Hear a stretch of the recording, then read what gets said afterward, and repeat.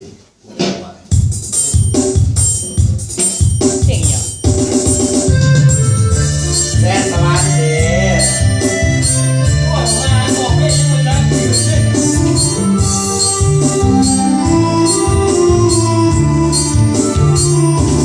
แดนสวรรค์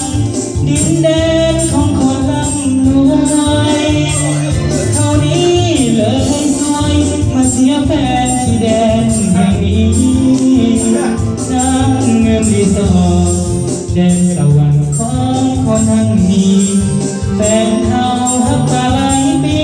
พบลงเสียทีน้องก็เปลี่ยนใจก่อนเจ้าไปเหตุการณ์อยู่แดนสวรรค์น้องให้คำมันสัญญาว่าจะไม่หายไปแต่แล้ววันนี้คนดีก็มีหลายใจคำสัญญาที่เคยให้ไว้ยามพบผู้ใหม่เปลี่ยนใจลืมลาน้องโทรมาบอกมาลาว่าสิเอาหัวพอบานป้าพาหัวผู้ตามืดมัวเมื่อยิ่งคำลาโทรมาบอกไอ้อยากให้ไปร่วมงานวิวาห์ไอ้อยากไปเลยนะแต่อยากน้ำตาไหลฝากงานดองแดนสวรรค์เจ้าเอ๋ยจะป่วยพรใสให้เขา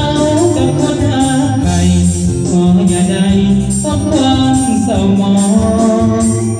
คนจนเงินน้อยจำต้องถอยหาแม่เมียทองสาดนี้ไอ้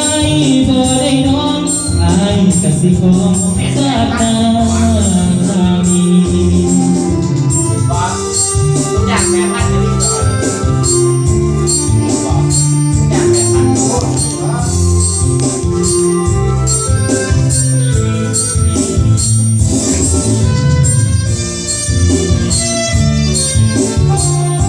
บาดใจนี่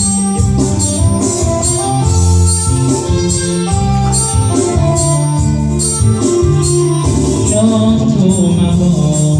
มาลาว่าสิเอาผัวพอบ้านว่าป้าพาหัวผู้ตามืดมัวเมื่อยิ่งคำลาโทรมาบอกไอ้อยากให้ไปร่วมงานวิวาห์ไอ้อยากไปอยู่เด้อน้องหลับแต่อยากน้ำตาไหล